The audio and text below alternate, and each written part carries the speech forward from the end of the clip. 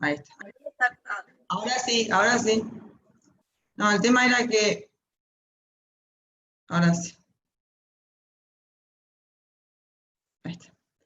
Chicos, quiero que prendan la cámara todos. Ahí, los que están ahí abajo, que estoy viendo todos con los nombres. Quiero... Ahí está, todos. Si no, ya me voy.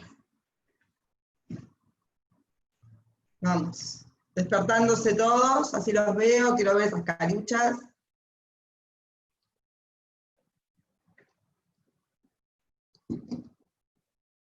Vamos, dale, prendan las cámaras. Los voy a nombrar, los que están con las cámaras apagadas. Los voy a nombrar uno por uno, los voy a anotar. Bueno, ahí estoy viendo que están prendiendo. Dale, vamos. Prendan la cámara, no sean vagos. Yo también tengo sueño, siempre digo lo mismo. Bueno, arrancamos. Arrancamos, vamos a seguir con la clase de nuestro anterior encuentro, continuar con el tema de la determinación de la capacidad de las personas, de la capacidad jurídica de las personas, y hoy nos vamos a referir o apuntalar más a los aspectos procesales, ¿no? Más que nada a la técnica en cuanto a la determinación de la capacidad de las personas en sede judicial, lógicamente. Yo traje un cuadrito, vamos a ver si lo share screen, acá estamos, acá, miren, para empezar a hablar así sobre, fíjense, que la determinación de la capacidad, en primer lugar, tiene que ver, o el primer requisito para poder solicitarle al juez la declaración de capacidad va a tener que ver con ¿qué? Con la edad. La persona que vamos a denominar causante, o el interesado, la persona sujeta a determinación de capacidad en un proceso, tiene que tener la edad mayor de 13 años. Esto tiene una lógica si lo analizamos o lo relacionamos con los artículos 25 y 26, que determinan que la persona a partir de los 13 años tiene otra categoría, es adolescente, en realidad es menor de edad, pero es adolescente. Y esta categoría le da otros derechos, como por ejemplo, lo de decidir sobre disposición de su propio cuerpo que no implique riesgo a su salud, que no implique la presencia de técnicas invasivas, o que lo pongan en una situación de vulnerabilidad. Esas decisiones que puede tomar respecto a sus tratamientos médicos o psicológicos, obviamente lo toma en cuenta la legislación para que pueda ser una persona susceptible o sujeta a determinación de capacidad. Esa presencia, porque aparte esta cuestión se relaciona con la presencia personal, con la inmediatez, entonces su participación en el proceso, lógicamente, va a tener que ver con ciertas aptitudes para conocer sobre tratamientos médicos o discrepar respecto a ciertos diagnósticos que puedan hacerse respecto a su salud mental.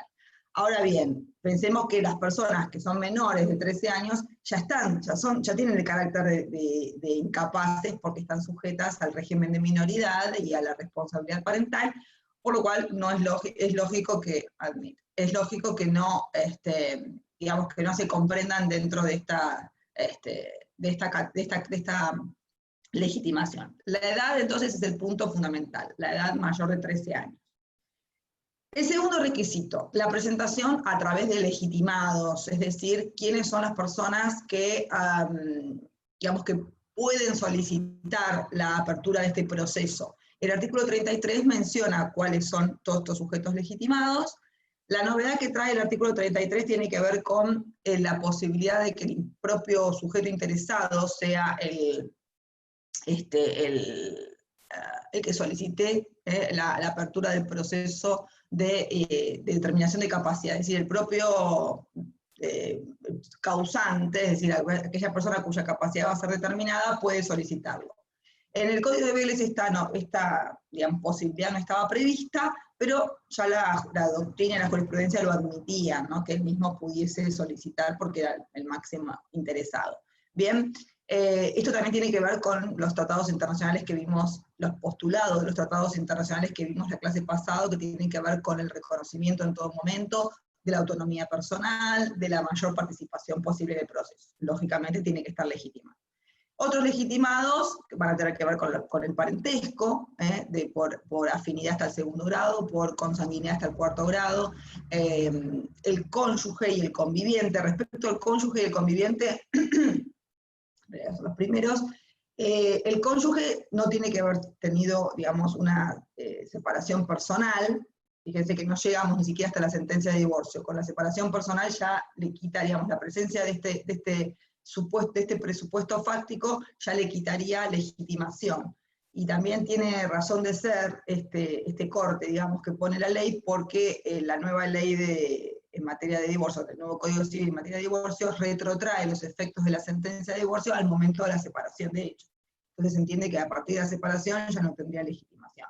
Y el conviviente también, porque también cuando existe separación, en el caso del conviviente no va a necesitar sentencia de divorcio para que exista desvinculación jurídica, ahí, pero existe a partir de las separaciones, la ley presume que van a existir conflictos de intereses, y por ende, si hay conflicto de intereses, no va a permitir, digamos, que tengan legitimación para solicitar la declaración de determinación de restricción a su capacidad.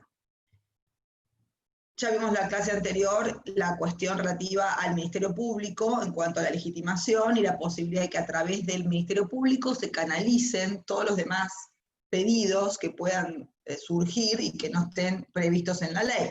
Los vecinos, los amigos, los parientes que no están incluidos, digamos, fuera de los grados de consanguinidad.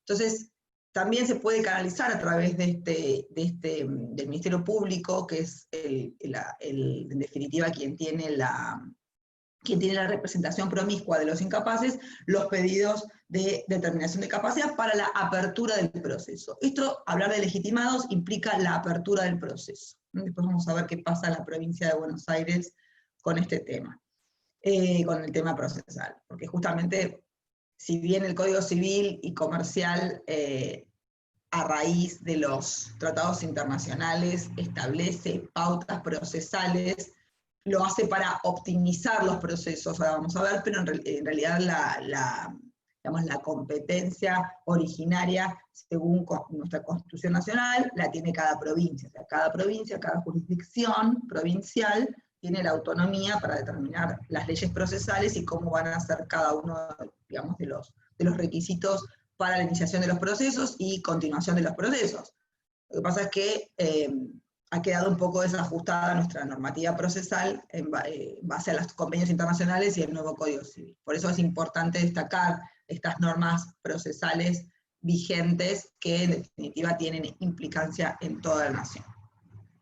Bueno, el tercer presupuesto básico para iniciar un proceso va a tener que ver justamente con la existencia de una enfermedad mental o adicción que tenga características muy específicas, que son la permanencia y la gravedad.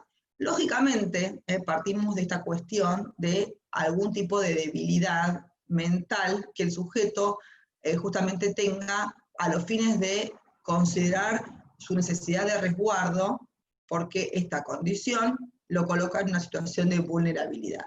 Por eso va a ser necesario destacar la presencia de una enfermedad mental o adicción. Ahora, porque justamente estas cuestiones, estos padecimientos pueden alterar de alguna manera su posibilidad de discernimiento, su posibilidad de comunicación, de su voluntad, quizás pueda discernir pero no la pueda comunicar. Cuestión que estas patologías, en definitiva, son las que deben ser presupuesto fáctico para que pueda procederse a una apertura de un proceso de esta naturaleza. Bien, cuando hablamos de adicción, nos referimos no solamente a la que podemos tener como dependencia a sustancias químicas, que por supuesto tienen que tener una prolongación, una permanencia, sino también la realización de cualquier actividad que se resulte nociva para la salud física o psíquica de la persona. Bien, hay también actividades que son adictivas, no solamente sustancias que pueden provocar eso en el sujeto, y estas cuestiones están comprendidas dentro de la posibilidad de considerar que existe una patología.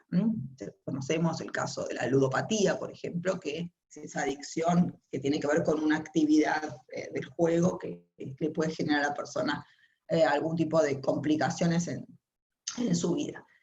Bien, ahora bien, estas cuestiones, no solamente detectar la existencia de un padecimiento va a ser suficiente como para considerar que la persona puede llegar a ser declarada incapaz.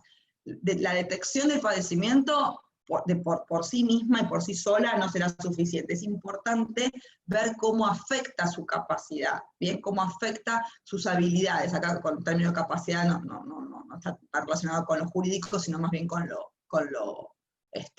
el término coloquial, es decir, sus habilidades, sus dones, sus aptitudes, cómo se van a ver perjudicadas o afectadas no solamente en su faz personal, sino en su consideración como ser social, ¿bien? Con su relación con el entorno. Estas son cuestiones que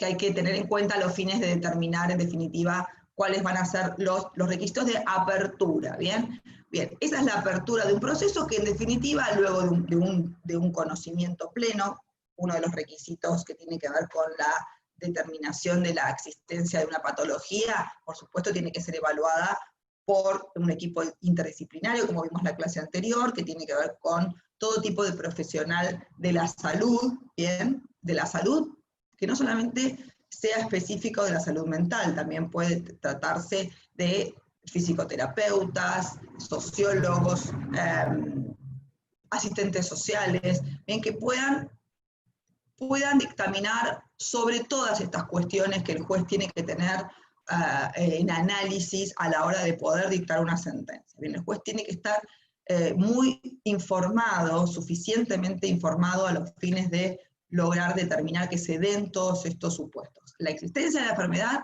pero no solamente la enfermedad por sí misma, sino el modo de incidencia en su vida en relación, porque quizás la pueda tener y esta quizás no le genere afectación, ¿bien? Entonces, son cuestiones muy importantes a tener en cuenta, por eso vimos en la clase anterior los principios rectores en materia, que siempre deben estar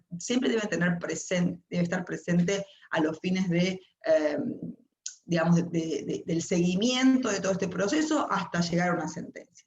No apartarnos de estos principios básicos. En definitiva, ¿a qué van a llevar? O a la designación de un apoyo, de un asistente, que va a tener una, digamos, o que va a llevar a lograr apuntalar la voluntad del propio causante o del propio sujeto limitado en su capacidad. Esa es la función del apoyo, apuntalar esa voluntad, promover en la medida de lo posible las decisiones más favorables para su persona, ¿bien?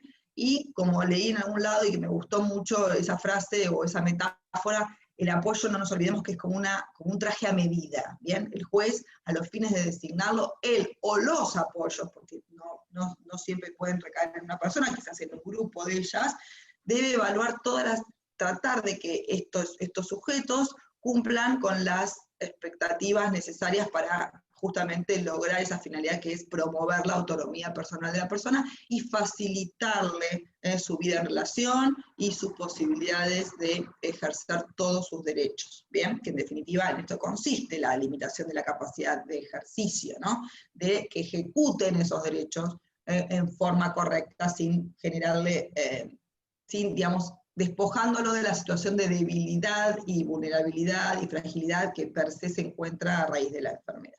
Bien, y Profe, excepción. Sí. le hago una pregunta. ¿Eso también pasa cuando a los chicos que los judicializan para ponerlos en un centro de adicción, como la Posada del Inti, por ejemplo? No siempre, no siempre un tratamiento que tenga que ver con, digamos, con tratamiento terapéutico, ¿no? Que tenga que ver con la posibilidad de no siempre curar, pero sí evitar mayores daños en la enfermedad o tratar digamos, de quitar de esas adicciones, no siempre van acompañados con una declaración de incapacidad jurídica. Acá nos referimos a lo jurídico, ¿sí? A la determinación de capacidad jurídica. No siempre un tratamiento médico tiene que ver con la determinación de la capacidad jurídica. ¿Es necesario? Quizás sí, sería lo ideal. ¿Por qué? Sería lo ideal, porque el hecho de tener digamos, la restricción de la capacidad, en definitiva, lo que busca en todo momento es proteger a la persona en cuanto a que la ejecución de actos jurídicos, la ejecución de sus plenos derechos, los derechos los va a seguir teniendo, pero ejecutarlos libremente y sin un apoyo puede llevarlo a situaciones nocivas para él, porque justamente un padecimiento que afecte su discernimiento, su capacidad de raciocinio, sus posibilidades, digamos, de entendimiento del acto, lo puede llevar a situaciones perjudiciales en cuanto a los actos mismos, ¿verdad? Que generen inconvenientes en su patrimonio, ¿bien? Por ende, sería lo ideal, pero no es el principio, no nos olvidemos que siempre la restricción es la excepción. Entonces, quizás no amerita, no todo tratamiento amerita, porque quizás la persona, digamos, que tenga una adicción, en el momento, digamos, en el pico de un estado que le provoque esta adicción, ¿no? Un estado concreto, en ese momento quizás se vea vulnerada para realizar actos jurídicos, pero en otros momentos de su vida no. No siempre, digamos, una adicción genera una alteración en el discernimiento. Por eso es necesario evaluarlo.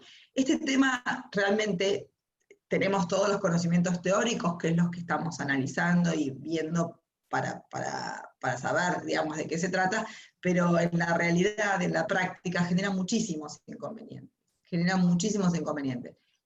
Los principios que vimos en la clase anterior, que los convenios internacionales propugnan, son muy interesantes y por supuesto toman como eje central el respeto a los derechos humanos, considerar a la persona en su individualidad y sus derechos humanos, pero en algún punto a los fines prácticos genera inconvenientes, porque las personas obviamente su plena autonomía, poder decidir sobre sí mismo, genera a veces escollos para que se actúe en protección de ellos. Entonces, en la realidad, ¿no? Pero es importante tener el marco normativo, que es lo que estamos viendo, de qué se trate, cuáles son los principios, cuál es el procedimiento, aunque en la realidad, como les digo, las cosas son complicadas, ponerlas en práctica, ¿sí? Se generan inconvenientes. Ayer justo escuchaba, no sé si ustedes por casualidad a la noche vieron el programa de Feynman, donde se entrevistó a raíz del asesinato en Buenos Aires de un policía, de una persona que tenía alteraciones mentales, que con un cuchillo asesinó a un policía. Bueno, y entrevistaron a un juez, justamente a un juez de un tribunal oral, que hablaba de los inconvenientes prácticos de la ley de salud mental en la materia, digamos, acá estamos derivándonos al área penal, pero también ocurre, nosotros lo tratamos más que nada en el tema civil porque nos importa la ejecución de los actos jurídicos, ¿no? Pero también a los fines de la inimputabilidad, porque la persona que está con sus facultades mentales alteradas, en principio penalmente es inimputable, pero sigue siendo riesgoso, ¿no?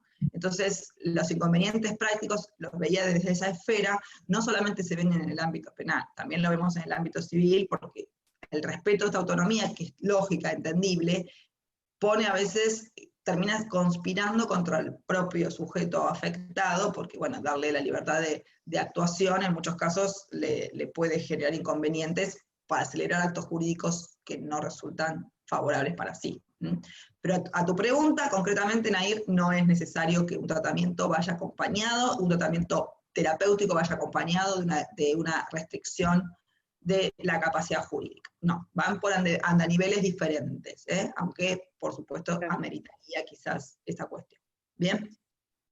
Bueno, les decía que excepcionalmente el principio de lo que busca la sentencia va a ser la designación del apoyo, este traje a medida facilitador que asiste al sujeto, y excepcionalmente, que lo vimos en la última parte del artículo 32 del Código Civil, se nos habla de la posibilidad de que el sujeto ya se lo declara incapaz, o sea, se determina su discapacidad a través de del nombramiento ya no de un asistente, sino de un representante que sea el curador, y que va a actuar por sí, es decir, va a actuar por el nombre y representación del incapaz, pero sin necesidad de su consentimiento, ¿no? Sino supliendo esa voluntad, pero en situaciones muy excepcionales, como es la desconexión total del sujeto con su entorno, ¿bien? Cuando por ningún modo, medio o formato pueda tener vinculación a raíz de la patología que sufre. Bueno, esta cuestión es excepcional y es, en definitiva, el destino final.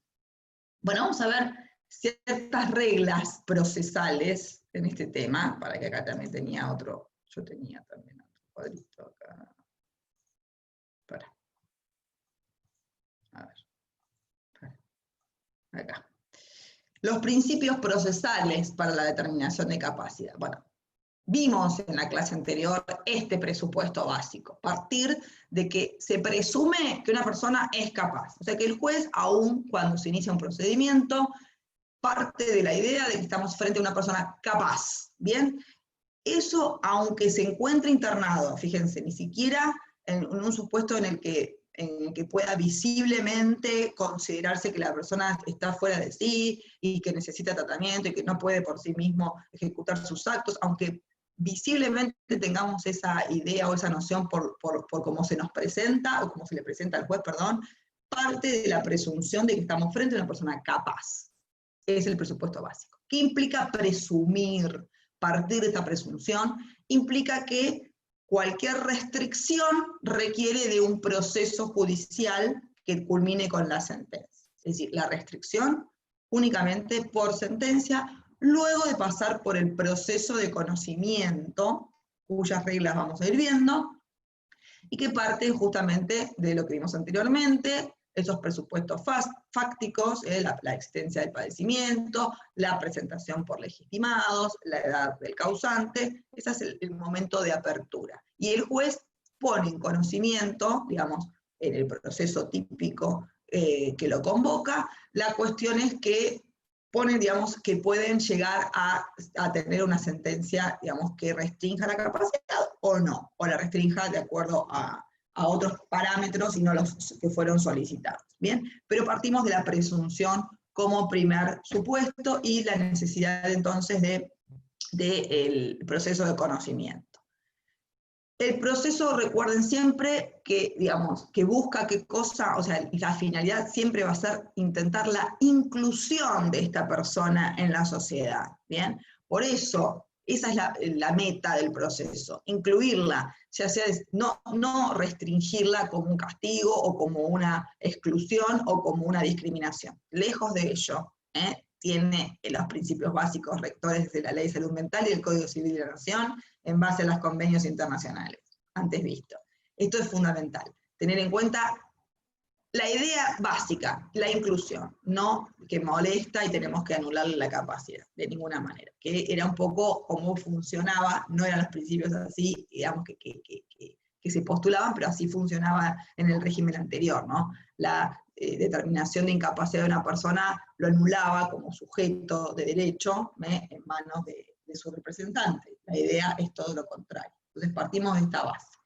Partiendo de la idea inclusiva, entonces, ¿cuál es el segundo presupuesto que tiene que tenerse en cuenta? Que siempre en los procesos de determinación de capacidad existe una intervención personal en forma directa o indirecta del causante, del sujeto a quien se le va a determinar su capacidad. La persona más interesada del proceso es él, no los legitimados para solicitar. ¿Bien?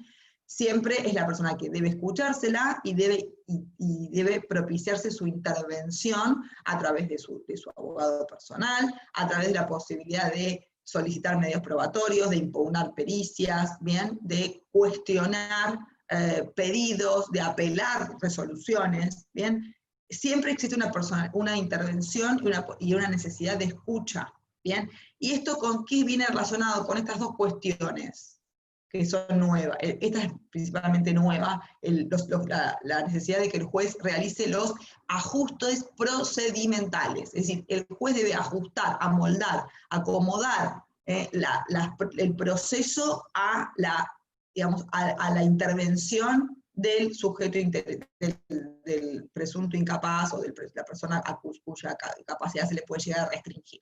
Es necesario que se ajuste Y pensemos de qué modo, y de muchísimos modos, porque desde lo edilicio, digamos, desde la facilitación de la posibilidad de acceder al edificio de tribunales, si no hay rampas, colocar rampas, si los ascensores, digamos, realizar, digamos, todas acomodar toda la situación para lograr esa participación, y si esto no se pudiese hacer, porque a veces tenemos inconvenientes presupuestarios que así lo indican, la presencia tendrá que ser del juez. Si es el juez, se acercará a él. Si no hay posibilidades de que, digamos, si hay impedimentos que de algún modo dificulten la llegada, el conocimiento, la participación personal. No solamente ediliciamente, sino también a través de, por ejemplo,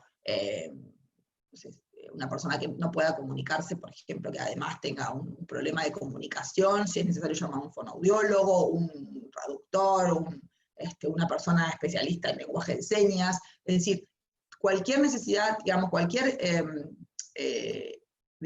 recurso a que el juez pueda, que sea necesario para facilitar esta participación, el juez debe acudir a ellas. Es como una manda, el juez debe hacer los ajustes procedimentales, los ajustes necesarios para que esta intervención personal efectivamente logre cumplirse, ¿bien? Y además tenemos la inmediatez, o sea, la relación, es decir, en la mayoría de los procesos judiciales, en la gran mayoría de los procesos judiciales, las personas están en un expediente con sus nombres, y el juez lo único que tiene, digamos, en su mano es un expediente, y ahora ni siquiera tenemos eso, ahora tenemos la computadora donde está todo digitalizado, con el conocimiento a través de la lectura de las presentaciones escritas que los sujetos interesados hacen. Bueno, en este tipo de proceso es imprescindible que el juez lo conozca personalmente, que se comunique y lo mire a los ojos y lo conozca, ¿bien? Y pueda, obviamente, fundar su decisión en base a su percepción, además de las pericias que se le presenten. Pero esa percepción personal que va a tener el juez a través de sus sentidos es fundamental y la ley lo exige, ¿bien? La inmediatez y el contacto personal. El Código de Procedimientos de la Provincia de Buenos Aires, esta cuestión ya la establecía porque ya estaba antes de las convenciones internacionales y de la reforma del Código Civil, establecía la necesidad o el requisito de audiencia personal del juez con el causante, siempre previo al dictado de la sentencia, ¿bien? O sea, la sentencia era nula si el juez no tenía la audiencia personal.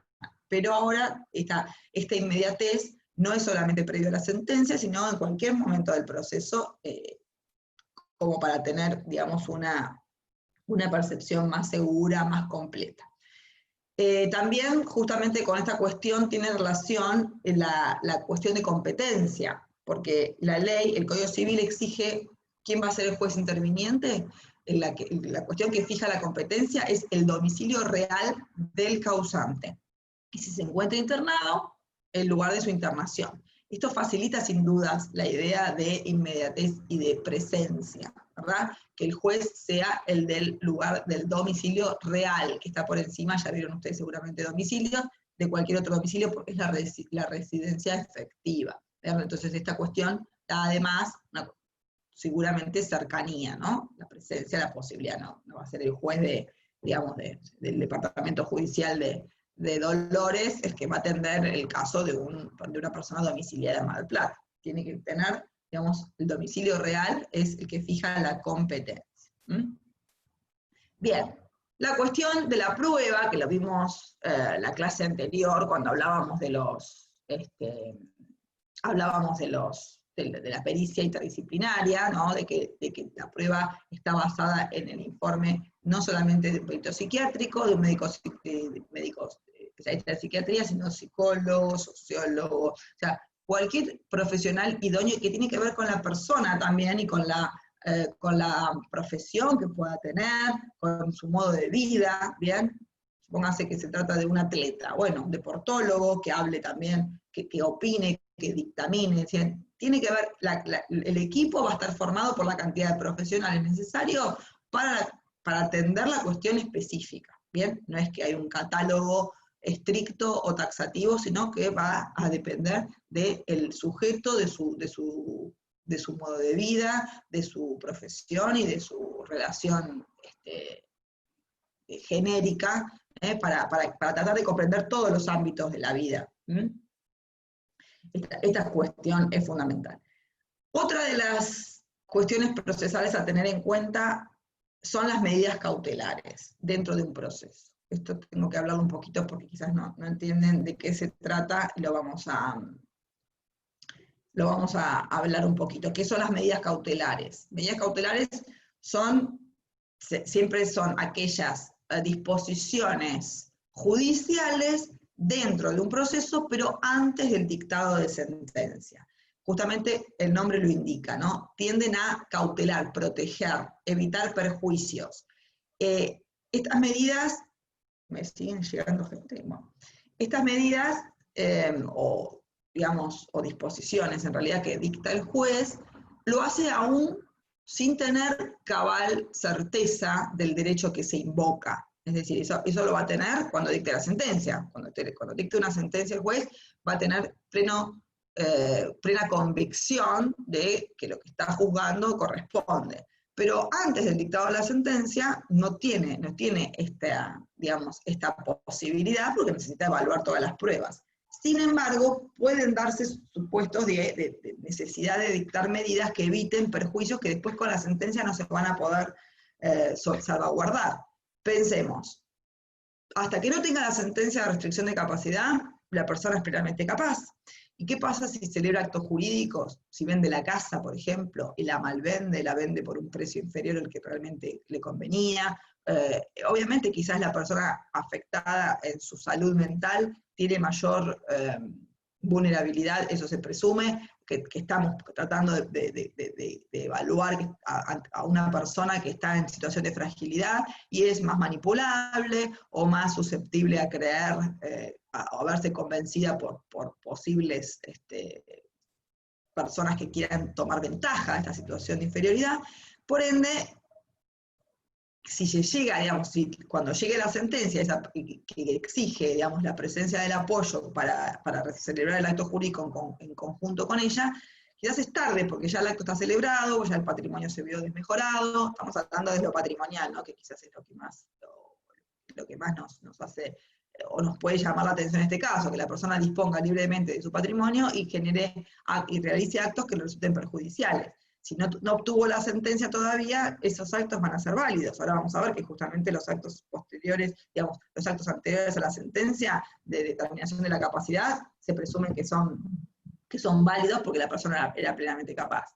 Ahora, justamente una medida cautelar podría, aún antes de la sentencia, evitar que estos actos se realicen, a través de, por ejemplo, una inhibición general de bienes. Esta es una de las medidas quizás más comunes, inhibirlo provisoriamente, para que el sujeto no pueda disponer de sí mismo de su patrimonio hasta que no tenga la sentencia, y con eso quedamos, por lo menos salvaguardado su patrimonio, ¿verdad?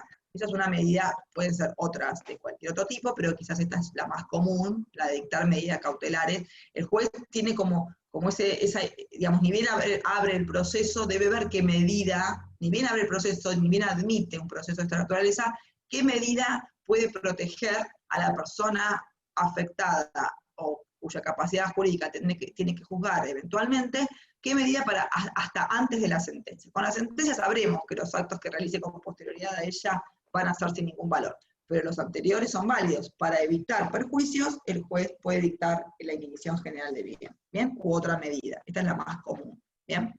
Y lo novedoso también es que no necesita lo que se denomina contracautela. Las medidas cautelares, tengo que meterme en temas procesales, pero para que tengan un cierto conocimiento, las medidas cautelares, exigen ciertos requisitos de procedencia. Primero, la verosimilitud en el derecho, es decir, que si bien el juez no tiene certeza, sí le resulta de alguna forma verosímil que lo que se le está planteando es cierto, porque tiene elementos para juzgarlo de esa forma. Verosimilitud y no certeza. Y además de eso, peligro en la demora, es decir, tiene que haber una demora o sea, perdón, tiene que haber un riesgo de que si se realiza, si la medida no se provee en tiempo oportuno, perjudicaría al sujeto en cuestión, ¿verdad? Entonces, la verosimilitud del derecho, el peligro en la demora, y además la contracautela, es decir, quien solicita la medida, generalmente lo que hace es dar como una cierta garantía de que lo que está pidiendo no es abusivo, ¿verdad? Eso es lo que se denomina contracautela.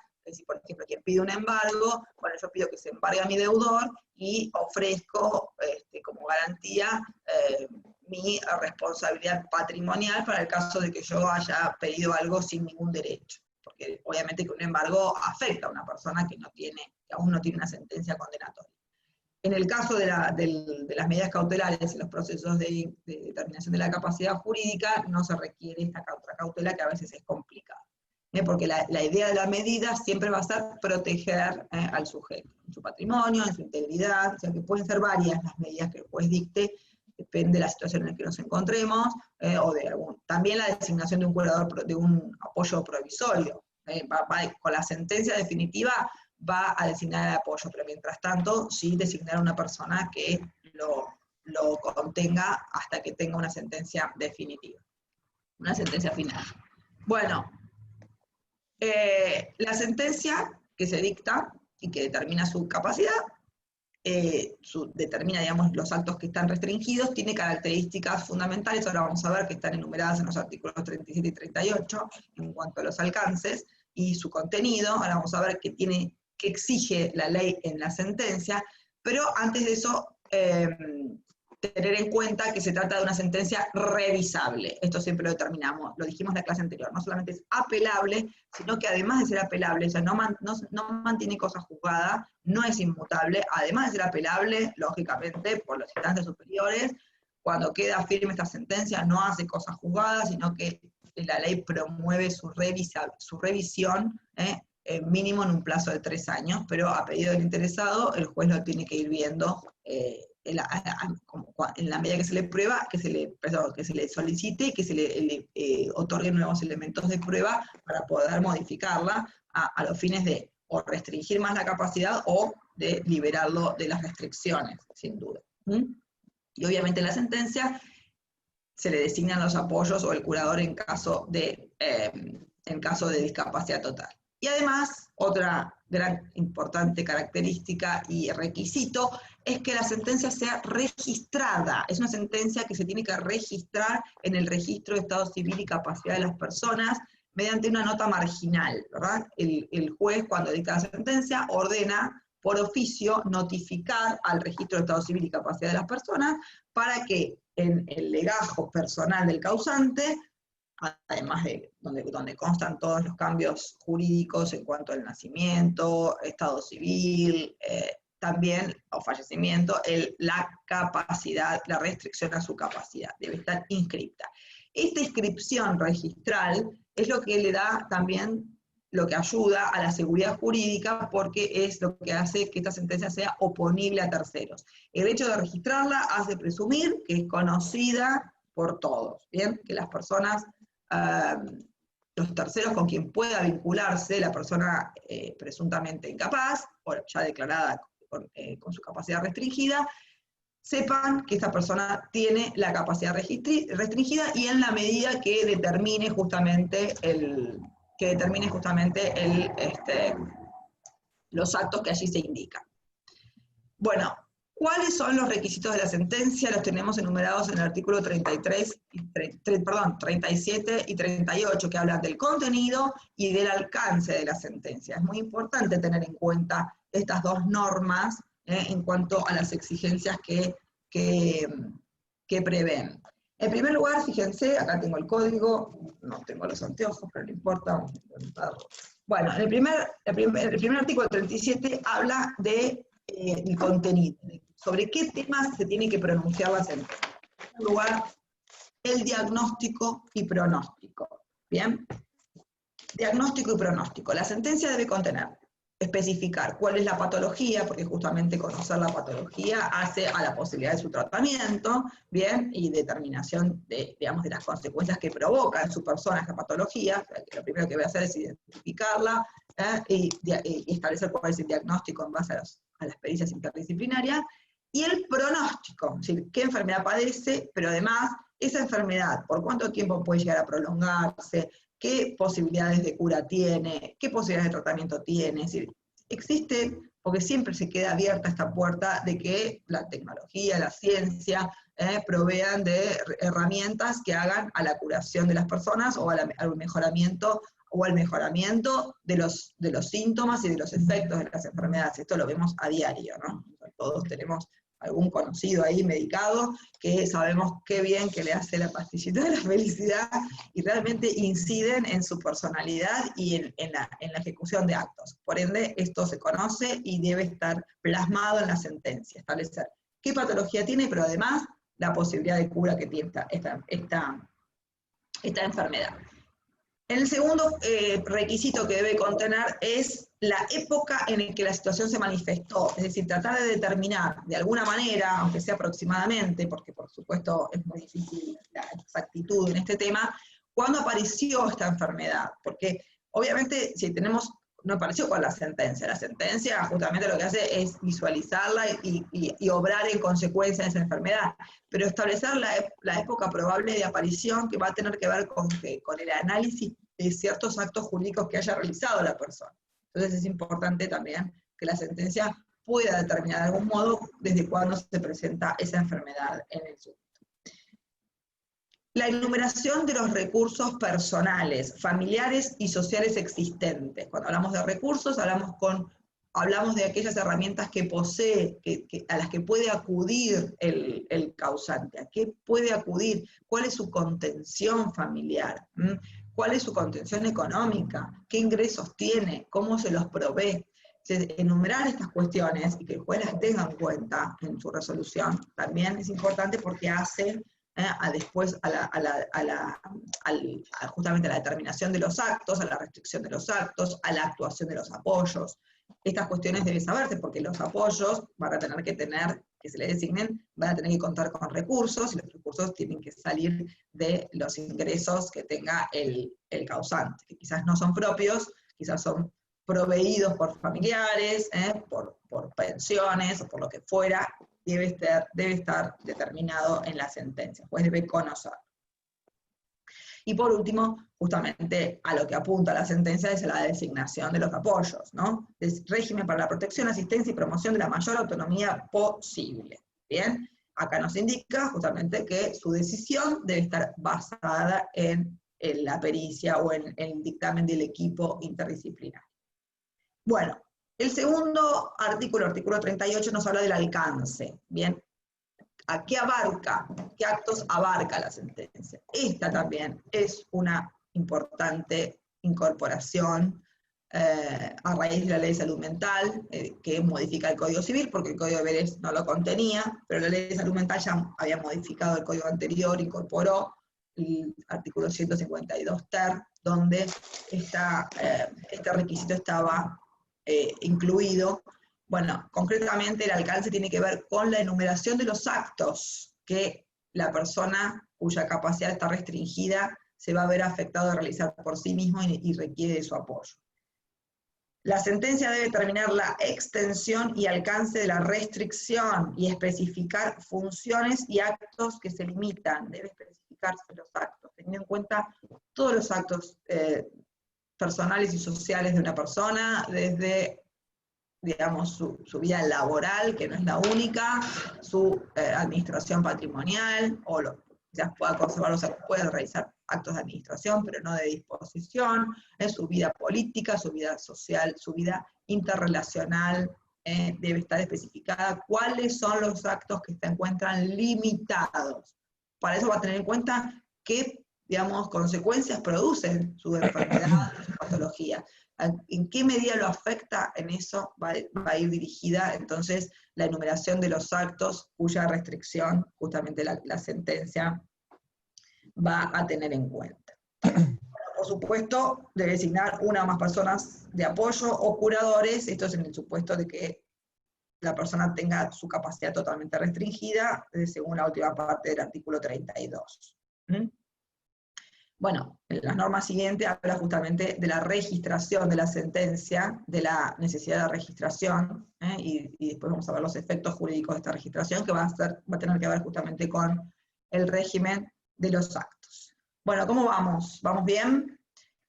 Unas aclaraciones que yo les hice hace un rato hablando del Código de Procedimientos de la Provincia de Buenos Aires, que justamente es el código que rige todo el régimen procesal, de los requisitos procesales en nuestra jurisdicción, toda la provincia. El artículo, a partir del artículo 618 del Código de Procedimientos se regula el denominado no juicio de determinación de capacidad, sino juicio de insanía. O sea, ya se habla de demencia, ¿no? Juicio de demencia o de insanía. ¿Sí? Digamos, ya partimos de una denominación que quedó completamente démodé, que quedó completamente desfasada con los principios que rigen a partir de las reformas y de las convenciones internacionales, y a partir de la reforma de la ley de salud mental, está totalmente desfasada y alejada de estos principios. Hablar de juicio de demencia. Ya no se habla de demente, esto quedó para la época de Vélez, ahora se habla de la determinación de la capacidad jurídica de una persona. Entonces, partimos ya de que tenemos una norma procesal que debería ayornarse, no se han reformado, pero se entiende que al existir normativas procesales dentro del Código Civil, y partiendo de las convenciones de los derechos de la persona con discapacidad, que hablan de que todos los estados partes ajusten sus legislaciones, digamos, se dirige a los estados partes obligándolos de alguna forma a que ajusten sus legislaciones. Entonces debe interpretarse estas normas procesales a la luz de las nuevas reglas, de los nuevos principios. Por eso hasta se ha cambiado el tipo de denominación del proceso, ya no se habla de juicio de insanía, ni de juicio de demencia, sino de juicio de determinación de la capacidad.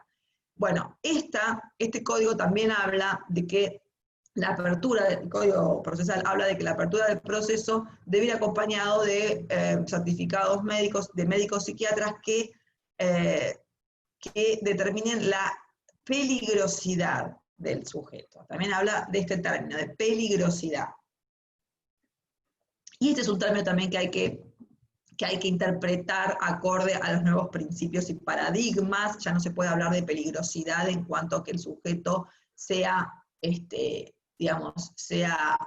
causante de temor para los demás, sino de riesgo para su persona. Además de poner en riesgo a los demás, pensar en el riesgo que puede causarse a sí mismo. Entonces, este sería la idea con la que debe mirarse el término peligrosidad hoy día, y no qué puede causar o qué daños puede causar a los demás, sino cómo puede ponerse en riesgo esa plena capacidad por sí misma. ¿Bien?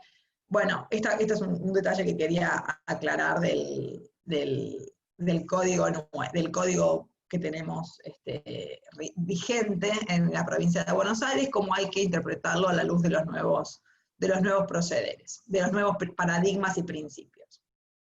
Bueno, vamos a los actos jurídicos. Ya tenemos la sentencia que declara digamos, la restricción a la capacidad de la persona o su discapacidad, y como dijimos, esta sentencia debe inscribirse. Artículo 39, aparte de las siguientes normas hablan de la revisión, el 40, pero esta sentencia debe inscribirse en el registro de las personas. Esta inscripción le da publicidad, y ahora vamos a ver cuál es el régimen de los actos jurídicos, porque justamente si la restricción de la capacidad implica darle al sujeto un marco de actuación para determinar la validez de sus actos, ¿qué pasa con esos actos que celebra? Acá también había hecho yo un cuadrito, que se los quiero poner para que sea fácil entender esto. Acá está. Bueno, en primer lugar, la nulidad relativa de todos esos actos que sean contrarios a la sentencia y que hayan sido realizados por el sujeto, ¿cuándo? Con posterioridad a la registración de la misma. ¿Bien? Entonces, a partir de la publicidad, porque no nos olvidemos que la registración le da publicidad, el conocimiento a los terceros de la existencia de una restricción a la capacidad del sujeto. A partir de esta publicidad recién, entonces, la persona va a ver restringida su capacidad y los actos podrán declararse nulos. Son siempre en la medida que lo perjudiquen, ¿no? Siempre en la medida que sean perjudiciales porque la nulidad es un tema que vamos a ver mucho más adelante, casi al final de la cursada. Me adelanto a decirles que en realidad es una sanción civil, es decir, el juez, luego de un proceso, declara la nulidad de actos cuando estos están viciados de alguna manera, ¿bien? Actos que no pueden surtir efectos. Esto implica la nulidad. Esos actos que se realizan, esos actos jurídicos, sean actos de disposición, de administración, actos digamos, donde la voluntad, por supuesto, del sujeto es fundamental para que estos actos sean válidos. Al encontrarse afectada la capacidad, en este supuesto, la justicia, luego del proceso determina que no van a tener ningún valor. ¿Vean? Eso es lo que apunta a la nulidad. La falta de eficacia del acto, y en su caso, al hacerse, digamos, un acto contrario a derecho, la reparación de los perjuicios o indemnizaciones que puedan surgir por los inconvenientes que la celebración de ese acto generó. Bien, pero digamos, el efecto de la nulidad siempre va a ser quitarle al acto jurídico celebrado eficacia. El acto no va a tener valor, las partes se van a tener que entregar las cosas que se hayan dado en virtud de ese acto. Si se trató de una compraventa y se pagó un precio y se entregó una cosa, tendrán que devolverse las cosas correspondientes. Si se trata de un matrimonio, el matrimonio no va a tener efecto. O sea, no importa el acto de que se trate, la nulidad implica que ese acto no va a surtir los efectos propios, los efectos para los cuales ese acto fue celebrado. Entonces, aquí, ¿cuál es el punto que se tiene en cuenta? La registración, que la sentencia se haya registrado y que el sujeto haya actuado en contradicción a esa sentencia, porque la sentencia lo limita a actos, le limita la celebración de actos. Bien, en la medida que se hayan incumplido las disposiciones de la sentencia en cuanto a los actos que se encuentran limitados, es decir, los haya realizado por sí mismo y no con su apoyo, por ejemplo, entonces estamos en presencia de un acto que va a ser declarado nulo. Bien, ¿qué pasa con los actos anteriores a la registración? Es decir, actos que todavía no fueron, actos que se celebraron cuando la sentencia aún no había sido registrada. La sentencia se dicta, pero no se registró todavía, es decir, no se le dio este requisito de publicidad. Bueno, tenemos la solución en el artículo 45, la posibilidad de impugnarse. Estos actos se pueden anular por el propio interesado, ¿bien?, en supuestos claros que nos indica la norma, que son que existe una enfermedad notoria, que haya mala fe del contratante y que se trate de un acto a título gratuito. Artículo 45. Los actos anteriores a la inscripción de la sentencia pueden ser declarados nulos, es decir, no hay una nulidad de pleno derecho, están sujetos al proceso de conocimiento para determinar justamente la falta. No nos olvidemos que el sujeto tenía capacidad, ¿bien? Si perjudican a la persona incapaz o con capacidad restringida, hay que ver el perjuicio y se cumple alguno de los siguientes extremos. Primero, que la enfermedad mental sea ostensible a la época de la celebración del acto, sea conocida, sea visualizada, se pueda ver que hay enfermedad. Entonces, si las partes pueden ver que hay enfermedad, justamente después no se va a poder invocar buena fe, ¿no? Justamente es el segundo de los casos en los cuales se puede pedir la nulidad de un acto celebrado por un sujeto que fue declarado incapaz, pero que la sentencia no se registró. Quien contrató era de mala fe. Justamente la mala fe nunca va a ser amparada por el derecho, y si ese acto genera perjuicio a la persona declarada incapaz, va a declararse nulo a pesar de la falta de registración.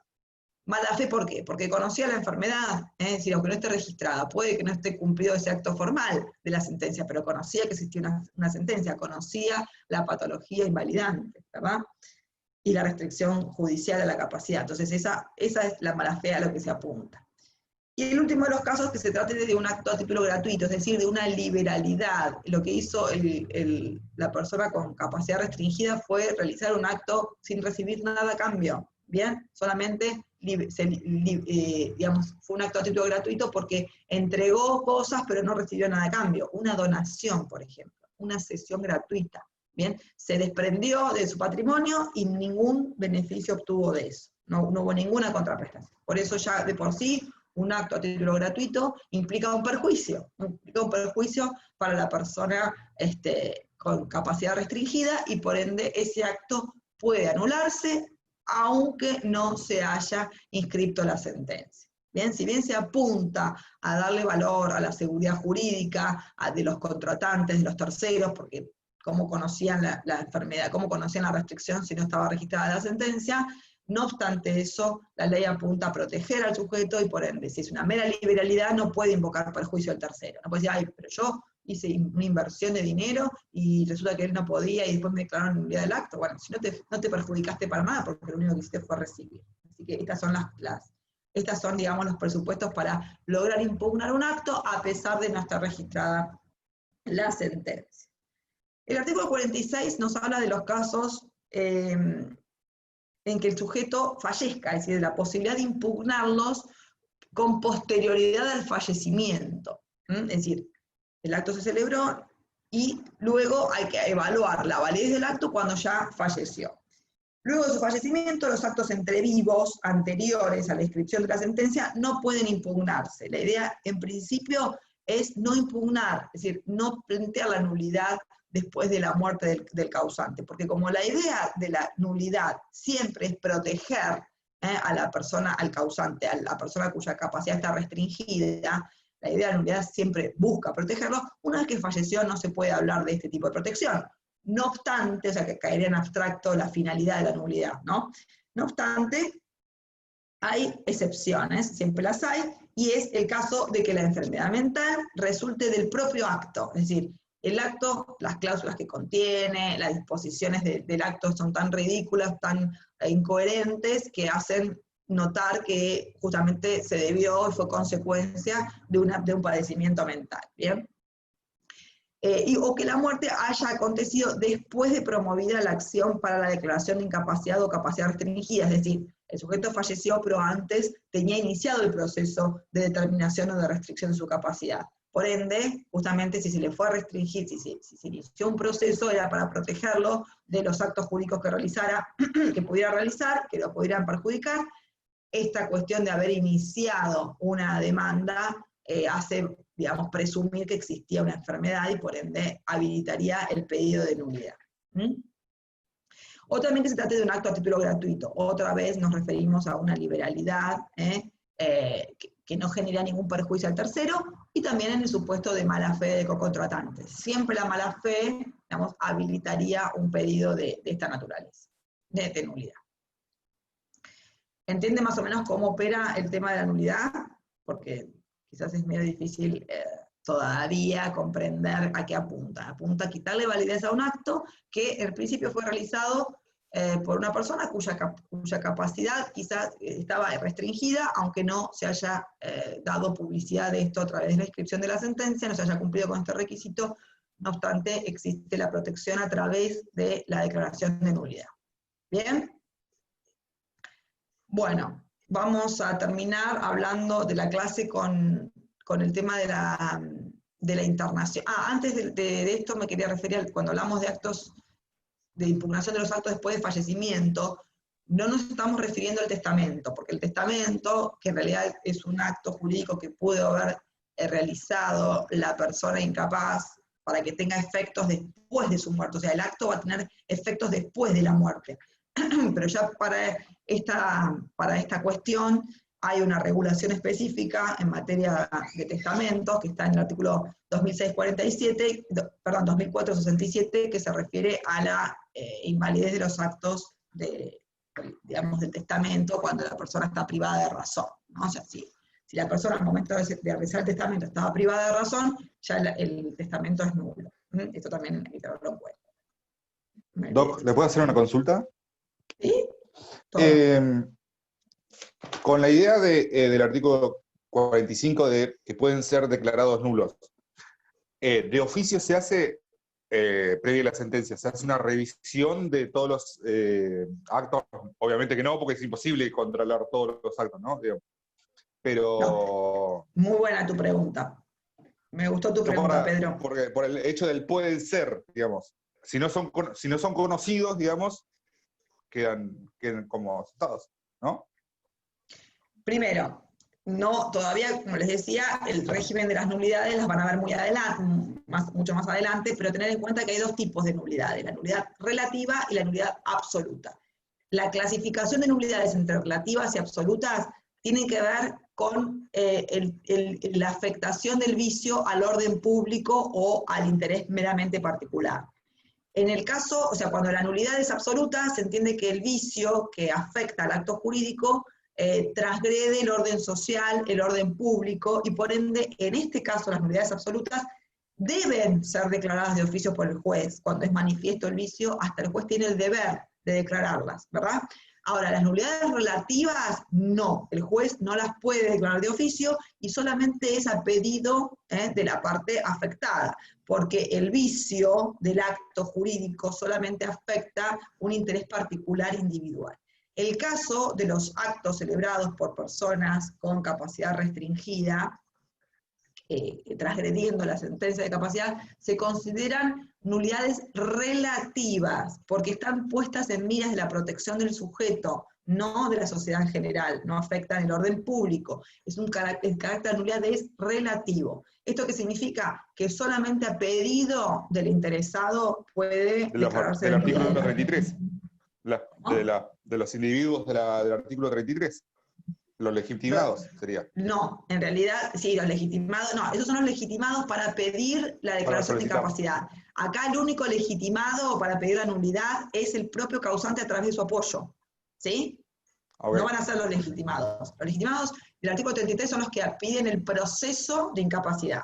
¿Bien? Ahora, ya determinamos la capacidad, una vez que se determinó la incapacidad jurídica de una persona, esos ya no son más parte del proceso, ¿bien? No son, digamos, ya ellos solicitaron esta cuestión, pero no pueden meterse en los actos jurídicos de la persona cuya capacidad fue restringida. Para él tiene su sistema de apoyos, ¿verdad? Tiene su sistema de apoyos, o en su caso el curador si se trata de un supuesto de discapacidad. Este es el que puede pedir la nulidad del acto, el apoyo. ¿Bien? El apoyo o el curador, que es quien lo representa, y va a pedir la nulidad del acto. O puede convalidarlo el acto, porque las nulidades relativas son confirmables, es decir, quizás el acto le resulta beneficioso, o sea, es un acto nulo, pero en realidad lo termina beneficiando al sujeto, porque le resulta conveniente, no sé, porque realiza una venta, después el dólar explotó, le tiene que pagar el dólar, por lo que fuera, que lo termina beneficiando, puede convalidarse, a pesar de que la nulidad, o sea que es optativa el pedido de nulidad, porque es de carácter relativo, no ofende, no transgrede al orden público, al orden social, ¿bien? Ya lo vamos a ver mucho más adelante, el tema de las nulidades, pero tener en cuenta ahora esta cuestión, que la invalidez de ese acto jurídico celebrado por el sujeto, a pesar de la restricción de la sentencia, en definitiva, puede ser determinada en su beneficio, y no en beneficio de otros. Bien, por eso es a pedido de parte, no el juez, no lo revisa el juez de oficio, porque hasta le puede convenir. ¿Quién sabe que resulte conveniente a sus intereses? ¿Sí? Bien. ¿Alguna otra pregunta? ¿No? Bueno, quedó comprendido. Sí, porque quizás este tema, como lo van a ver más adelante, nulidades a veces genera ciertas dudas, pero bueno, tener en cuenta básicamente esto. La preponderancia o la función que cumple la inscripción registral, porque a partir de la inscripción la sentencia es oponible, es decir, oponible significa que alcanza sus efectos a todos, a los terceros. Se supone que la conocen, le da publicidad, la conocen de la restricción y por ende se van a ver afectados por la posible declaración de nulidad. ¿Bien? Que la declaración de nulidad siempre está en protección de la persona cuya capacidad está restringida, porque es otro de los medios de protección, justamente. Por eso se le restringe la capacidad, porque se entiende que del pleno ejercicio de la misma va a realizar actos que lo perjudiquen. ¿Bien? Bueno, otra cuestión a tener en cuenta con el tema de las consecuencias o de la situación de las personas con la capacidad restringida, aunque no siempre se trate no siempre se trata, y eso me lo preguntó una de las chicas hace un ratito, no siempre la internación implica restricción de capacidad. A veces es una medida efectiva, una medida de hecho, práctica, pero que no tiene que ver con la restricción de capacidad. Andan a niveles diferentes. A veces pueden, digamos, conjugarse, complementarse, y otras veces estar internada una persona sometida a algún tratamiento sin que haya una restricción a su capacidad. El tema de la internación, la Ley de Salud Mental la ha regulado en los artículos 21 y 22, y en el Código Civil también tenemos una norma referida a la internación que justamente remite a la ley, el artículo 41, cuando nos dice que la internación sin consentimiento regula el supuesto de la llamada internación involuntaria, que pueden ser de dos tipos, voluntaria e involuntaria. Por supuesto, la voluntaria hay un sometimiento decidido del sujeto a estar en un establecimiento de contención, donde vamos a encontrar, por esencia, una restricción a su capacidad a su libertad ambulatoria, ¿verdad? Porque la internación implica eso, implica someterse a las reglas de un establecimiento que limitan y restringen la capacidad ambulatoria de la persona. Bueno, esa internación puede ser de tipo voluntaria, si el sujeto decide, consiente hacerlo, y por supuesto lo único que hace en este caso, lo único que se hace es verificar que no sea prolongada, que no se prolongue innecesariamente, pero se respeta la voluntad del sujeto. Ahora, el caso se da, o el inconveniente se da cuando es involuntaria, es decir, cuando el sujeto no desea esta cuestión, sino que termina siendo una medida de fuerza, forzado por las circunstancias que hace necesaria la contención del sujeto, porque el código anterior habla de peligrosidad, y aquí hablamos de riesgo, de generar un riesgo para sí y para terceros, para los demás, de su plena libertad ambulatoria. Pero esta es una cuestión complicada para poner en práctica, porque hay una regulación que aquí vemos, que remite la ley especial a la 26657 de salud mental, pero en la práctica se complica en la ejecución, es lo que les decía anteriormente. No obstante, bueno, veamos cuál es la regulación. Acá, como les decía, comienza la norma diciendo que la internación sin consentimiento de una persona, tenga o no restringida su capacidad, porque puede no tenerla, procede solo si se cumplen los recaudos previstos en la legislación especial, que es la Ley de Salud Mental, y las reglas generales de esta sección. En particular, y aquí enumera, los incisos A a E, enumera los principios que deben tenerse. Primero, siempre la evaluación de un equipo interdisciplinario, porque de aquí parte la decisión de internación. Parte de los médicos, es decir, del equipo interdisciplinario formado por médicos, entre otros, que son los que determinan la internación de la persona, no el juez. Ahora vamos a ver, la función del juez es más que nada controladora de la legalidad, pero no es el que ordena la internación. Bueno, tiene que por supuesto estar fundada, justificada, solo procede ante la existencia de riesgo cierto e inminente de un daño de entidad para la persona protegida o para terceros. Riesgo cierto e inminente de que se produzca un daño, tanto para sí mismo como para terceros. ¿Bien? Es considerada un recurso terapéutico de carácter restrictivo, es decir, que es el último remedio terapéutico que debe considerarse, es excepcional esta consideración, y por el tiempo más breve posible debe ser supervisada periódicamente. Bien, estos son principios básicos. Que sea por un tiempo determinado, no indeterminado. No, esto pasaba antes de la Ley de Salud Mental, las internaciones se prolongaban por muchísimo tiempo, y a veces hasta injustificadamente, y la misma internación provocaba la patología o agravaba la patología de la persona. Estas son las situaciones que se dan a veces extremas, ¿no? Que las dos posturas legislativas resultan, inconsistentes, porque en la práctica la finalidad que se proponen es loable, pero cuando se ponen en práctica se complica su ejecutabilidad. Bien, por un lado, el anterior régimen, donde se prolongaba eternamente, sin control, y obviamente generaba un daño a la persona misma, injustificado muchas veces, y ahora, esta exigencia de requisitos tan específicos y tan restrictivos hacen que las internaciones no se den en la mayoría de los casos, y bueno, en algunos supuestos que personas que son, que generan grave riesgo se encuentren sin contención, para utilizar términos acorde a los nuevos paradigmas.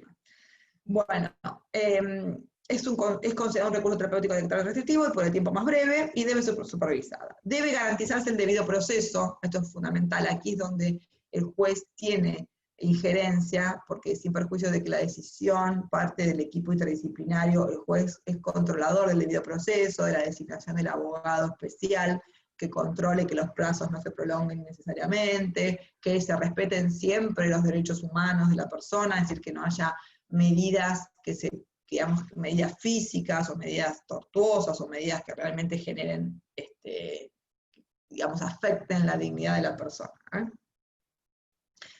En la sentencia que aprueba la internación, o sea, aprueba, lo que hace el juez es aprobar o desaprobar, pero no es el que lo decide, aprueba o desaprueba. Debe especificar su finalidad, duración y periodicidad de la revisión. ¿Bien? Estos son los principios básicos a tener en cuenta en el caso excepcional que se llegue a la internación, que, como les decía, termina siendo bastante complicada en los hechos. Bueno, ¿alguna duda? Porque terminamos ya con el tema de capacidad jurídica. No sé, la próxima clase, no me acuerdo que nos toca, pero no vi el temario de la clase que viene, pero bueno, ya capacidad de la unidad está terminada, así que si tienen alguna duda, que me quieren decir ahora, y si no, me la escriben. Profe, ¿Sí? Dime. cuando hablaste de la determinación de la capacidad, que nombraste 4 requisitos, ¿sí o sí tienen que estar los 4? Tienen que darse, exactamente, tienen que darse porque son los presupuestos básicos para hablar de la determinación de capacidad de una persona. Y cuando hablaste de internación, la internación voluntaria, ¿la persona puede decidir dejar de estar internada? La persona puede decidir qué, perdona. Dejar de estar ¿Dónde quiere internada. estar internada? No, dejar de estar internada. O sea, detener el tratamiento. Obviamente. Justamente decide su propia alta. ¿Entendés? O sea, no puede mantenerse, aunque el consejo médico sea distinto, no puede mantenerse ya. Puede darse el caso que la persona se interne voluntariamente y después el equipo médico, bien, no desaconseje el alta. Y ahí es donde debe intervenir y convertirse esa voluntaria en una involuntaria. ¿Comprendés? Puede ser que se convierta la voluntaria en una involuntaria donde se habiliten las disposiciones del artículo 41 en cuanto a la aprobación, a la necesidad de aprobación judicial. Eso sí puede ocurrir. ¿Bien? Pero en principio, si la persona decide, esto quizás es lo que más frecuentemente se da en los casos de internaciones terapéuticas para el supuesto de adicciones, ¿no? Porque en el otro tipo de enfermedades mentales también es difícil que la persona reconozca la patología, ¿no? Hablo de esquizofrenia, de otro tipo de patologías, de psicosis, no sé, de enfermedades mentales que la persona no va a reconocer por sí misma, que no siente que la tiene. Pero en las adicciones sí conocen, sí se conoce adicto y sí quizás admite su necesidad de terapia y de internación. Quizás la internación voluntaria amerite una declaración de internación involuntaria porque los profesionales médicos consideran justamente que se dan los supuestos que antes vimos, que sea un recurso necesario para evitar mayores daños, ¿no? Y en ese caso va a requerir la aprobación judicial. Si es voluntaria, no requiere la aprobación, ¿sí? Sino cuando es involuntaria justamente donde debe estar presentes las garantías del debido proceso y evitar que se convierta en una suerte de beneficios para otras personas interesadas que especulan con mantener a ese sujeto alejado de posibilidades de ejecutar actos, de intervenir en cuestiones patrimoniales o de otra índole para obtener una ventaja, por supuesto, para nada admitida o reconocida o legitimada. Obviamente esa es la idea de evitar cualquier tipo de internación innecesaria o involuntaria. Bueno, chicos, nos despedimos entonces. ¿Sí? Sonia. No sé si escuchan porque se me quedó bastante la señal, sobre todo cuando comparas pantalla. Así que algunas cosas me las di. Quería preguntar, no sé si me escuchan. Un segundo, que justo está pasando un camión acá, no escucho nada. Perdóname, ¿qué me dijiste? No te entendí. Repetime. Ahora sí, ¿me escuchan bien? El camión, pero ¿Sí? subí el volumen, ¿no? Decime. Bueno, supongamos que yo le compro un departamento a una persona que tiene sentencia de incapacidad, pero yo no me enteré porque a pesar de que está publicado, yo no fui o no di un certificado para ver la anotación marginal. Entonces, preguntas derivadas de esto. La primera, él lo vende a un precio razonable, o sea que yo no me aprovecho de la situación. Entonces, el juez igual puede determinar la nulidad. La otra punta, cuando yo hago la Vos escritura, compraste un departamento. en el momento de la escritura, Sí, sí, no, repetime. en el momento de la escritura, en el momento de la escritura, salta, digamos, eso, de la escribanía, se entera en el momento de escritura de que la persona tiene una sentencia de capacidad. Bueno, teóricamente el Sí, se escribano escuchó. tiene obligación de determinar, de evaluar, además del estudio de títulos, justamente una de las, si cualquiera de ustedes leyó una escritura, van a ver que el escribano dice persona hábil y de mi conocimiento, de lo que doy fe, o sea, debería conocerse, el escribano tiene que tomar ese recaudo, el recaudo de constatar que no tenga ninguna restricción de capacidad. No siempre lo hacen. Tienen informes a los registros de la propiedad, pero no del estado civil y capacidad de las personas. No siempre se hace, eso es una cuestión de responsabilidad profesional. Debería hacerlo para en todo caso, la nulidad no obstante va a estar, a pesar de ponerle que el escribano no haya, o sea, de fe de que era hábil, y no estaban. En ese caso la nulidad va a prosperar, a pesar de esa deficiencia profesional, va a prosperar la nulidad, pero va a haber responsabilidad profesional del escribano que va a tener que indemnizar, por supuesto, al adquirente. Eso es se derivaría a otra consecuencia, que el acto se celebró porque el escribano dio fe de que estaba todo en condiciones. Estoy viendo un camión ahí que está haciendo un ruido, chicos. No sé si lo escuchan el ruido. Pero la nulidad no se hace para proteger a la persona, y en este caso la persona lo vio a un precio normal, digamos. La nulidad, no te escuché. La nulidad, La nulidad no es para proteger a la persona, para proteger al para proteger a la causante. persona incapaz. Es para, o sea, si celebró un acto que le resulta inconveniente, ¿bien? Celebró el acto que le resulta inconveniente porque, no sé, porque el precio fue muy bajo, por lo que fuera, puede pedir la nulidad, porque la nulidad, la acción de nulidad, no la tiene el tercero, ¿entendés? No la tiene el co-contratante, la tiene la persona con la capacidad restringida. ¿Hasta ahí voy bien con lo que me preguntaste o, Sí. o apuntás a otro lado? Si el precio fue conveniente, digamos. Si el precio es Si el conveniente, precio sí. conveniente. No pide nulidad. No No pide la la pide. nulidad.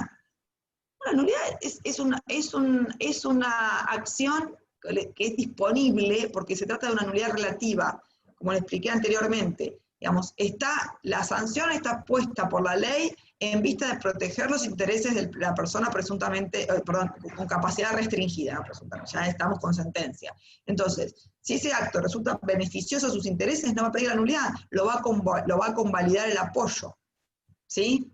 Lo puede confirmar, la confirmación puede ser expresa o puede ser tácita. Es decir, lo confirma y no pide la nulidad.